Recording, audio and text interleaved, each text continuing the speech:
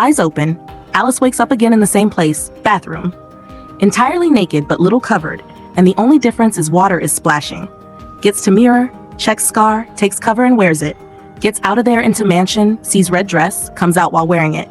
Sees wedding photo, sees a reflection, gets slightly scared and moves forward to check. Ends up in laser room.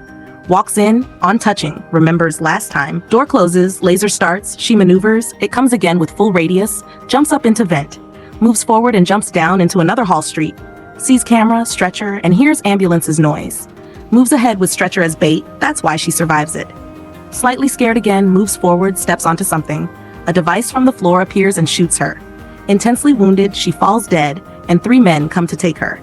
In an old cabin, inside, table and dining area splits, a lift comes up with scientists carrying her. They throw her into a dig outside, but she isn't the first one.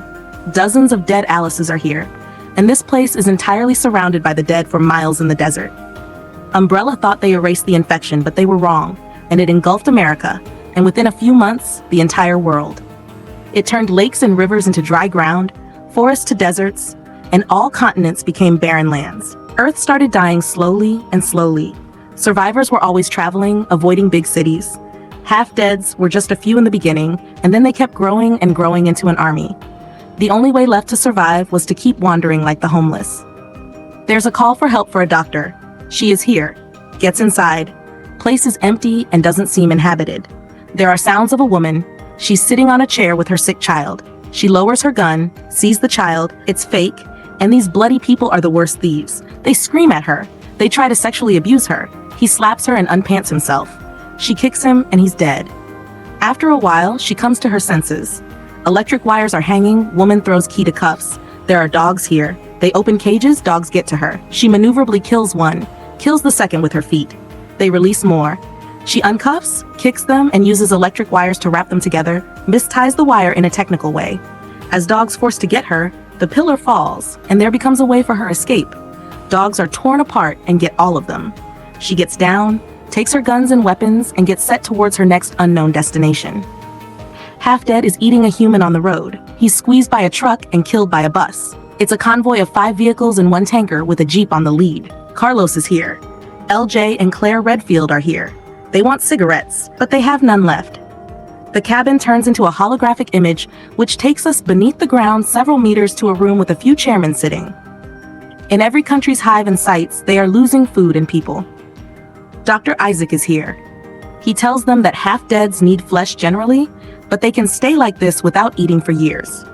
By using the blood of Alice, he is going to make a formula that will not only end the T-virus, but will reverse it. And these half-deads will be able to control their appetite and desires. They will train them by removing all basic emotions and feelings.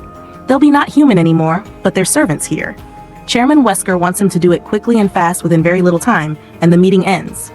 Stevie is here, works at a petrol pump. She just has to kill him. Gets here on her bike, stops it, takes off glasses, checks for petrol. They're empty.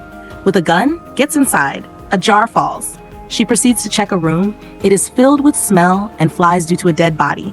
Someone from Claire Redfield's convoy is asking survivors to meet them at Desert Trail Motel. Sees a bird, gets onto bike, checks places she has checked. The convoy is still on the road with its full and flying dirt in the air. First, they check the motel for life and start radio again. Mike is set for this job. It's all silent. The way is clear. They're permitted to move forward. Carlos's vehicle is here. He's along with LJ. LJ wants to book a room and will watch a warm film. They check separately. Room is locked. LJ proceeds, opens a door to check. A half-dead attacks him. He shoots it several times and breaks its head. Another is here, misses aim, and another attacks him and bites. Carlos kills it. He responds all is good. They all bring their convoy. A thick girl comes to check him out. Claire asks people to loot everything. LJ has seen worse than this and starts again with her, so Carlos is out. They'll eat together tonight. While she leaves, he checks her out, checks his wound. Dr. Isaac is working on his new experiment to teach half-dead. It can use the phone, knows how to use and click photos, can play a puzzle game. They say he was successful, but as he can't put a piece into a toy, he gets furious and attacks them. He leaves them to die inside. Night comes, they distribute food among people. He gives soup to Claire. He just knows what's inside. She gives her to a child. Gets to Tanker Man, petrol pump is dry here, and without petrol, they can't move. They are setting perimeter. Carlos is doing it. They put cam and sensor sticks around the motel. All cams are online. That woman gets to LJ for the night with canned food.